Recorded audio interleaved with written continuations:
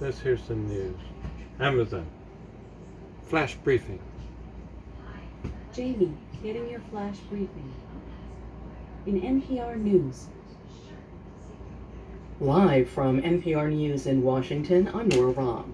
The Department of Justice is asking a federal appeals court to end the third-party review of documents recovered from the Florida resort of former President Trump.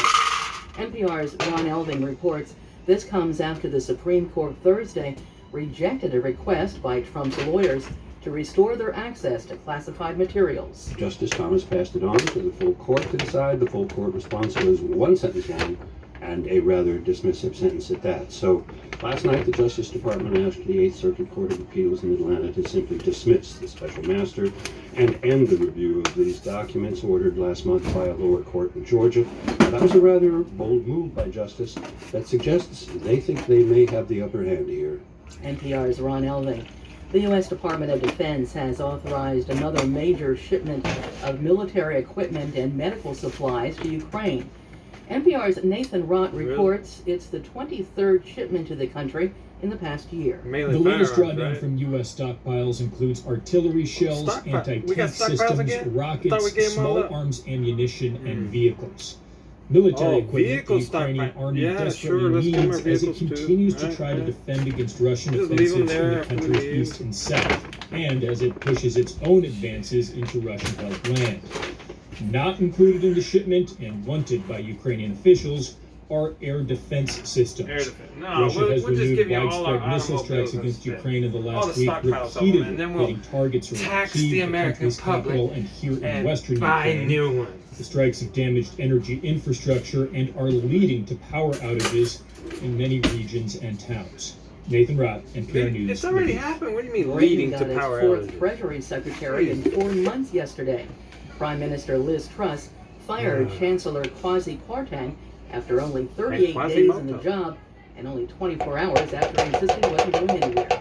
Vicky Barker reports from London. A cartoon in Britain's Telegraph newspaper has a newsreader saying, "Warning, viewers in other countries may find the next item hilarious." The dismissal of Kwasi Kwarteng was just the latest in a series of political and economic U-turns by the new Prime Minister. Former Conservative leader William Hague has publicly stated what many in the governing Conservative Party are briefing journalists privately. Truss's job hangs by a thread after weeks of market turbulence. Among the few beneficiaries of that turbulence, U.S. tourists. They're heading to the UK in growing numbers, spending a British pound that has fallen to new record lows since Truss took office. For NPR News, I'm Vicky Barker in London.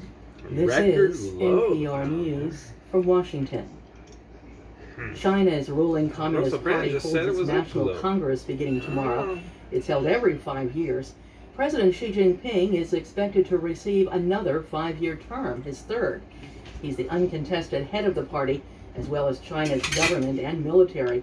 Xi had abolished the two-term the presidency in the state constitution in 2018. No more two-term. The United Nations reports flooding has killed 62 people and affected the lives of more than 900,000 people in 9 of South Sudan's 10 states.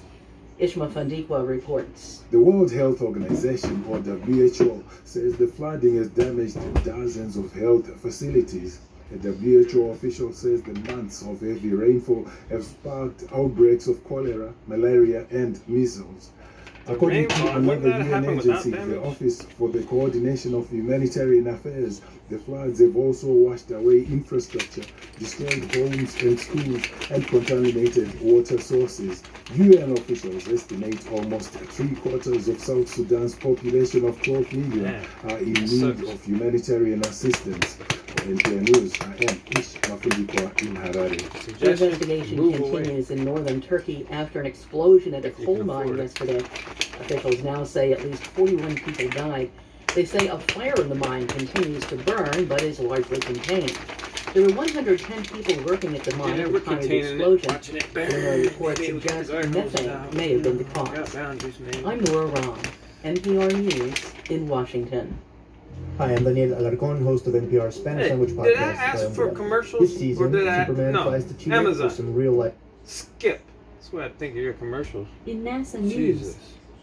NASA SpaceX crew 4 astronauts aboard the Dragon spacecraft safely splashed down Friday off the coast of Jacksonville, Florida, completing the agency's 4th commercial crew mission to the International Space Station. The International crew of 4 spent 170 days in orbit. Media accreditation is now open for the upcoming launch of the Surface Water and Ocean Topography (SWOT) satellite, a pathfinder mission about Earth's water that will use new technology to address climate change and its impact on our environment.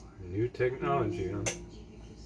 NASA has selected TDP and JJ Worldwide Services of Leesburg, Virginia, to provide facilities operations and maintenance service for the agency's Armstrong Flight Research Center in Edwards, California. NASA has selected 2 companies, Kongsberg Satellite Services, KSAT, USA of Denver, and Space Link Corporation of McLean, Virginia, to develop capability studies to explore and demonstrate communications and navigation services in support of Artemis missions to the moon. Navigation? We already got that. What do you mean explore? NASA will provide live coverage of the upcoming return activities for the agency's SpaceX Crew 4 mission to the International Space Station. In weather. In Seattle, there's an air quality alert in effect until Saturday, October 15th, 2:15 p.m. Oh, yeah. The current weather is 55 degrees Fahrenheit with clear skies and sun. Today, you can expect hazy sunshine with a high of 76 degrees and a low of 55 degrees. From NASA. NASA SpaceX Crew 4 astronauts aboard the Dragon spacecraft safely splashed down Friday off the coast of Jacksonville, Florida, completing the agency's 4th commercial crew mission to the International Space Station. The international crew of 4 spent 170 days in orbit. Media accreditation is now open for the upcoming launch of the Surface Water and Ocean Topography (SWOT) satellite, a pathfinder mission about Earth's water that will use new technology to address climate change and its impact on our environment. NASA has selected TDP and JJ Worldwide Services of Leesburg, Virginia, to provide facilities operations and maintenance service for the agency's Armstrong Flight Research Center in Edwards, California. NASA has selected 2 companies, Kongsberg Satellite Services, KSAT, USA of Denver, and Space Link Corporation of McLean, Virginia, to develop capability studies to explore and demonstrate communications and navigation services in support of Artemis missions to the moon. NASA will provide live coverage of the upcoming return activities for the agency's SpaceX Crew 4 mission to the International Space Station. That's all for your flash briefing. What about the weather? Amazon. What's the weather in Kenmore, Washington? In Kenmore, Washington, it's 47 degrees Fahrenheit with clear skies and sun. Today, you can look for hazy sunshine with a high of 77 degrees and a low of 47 degrees. By the way, there's an air quality alert in effect until Saturday, October 15th, 2:15 p.m.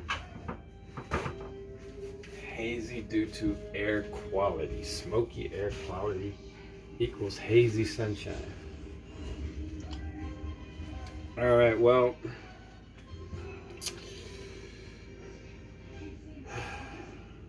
peace.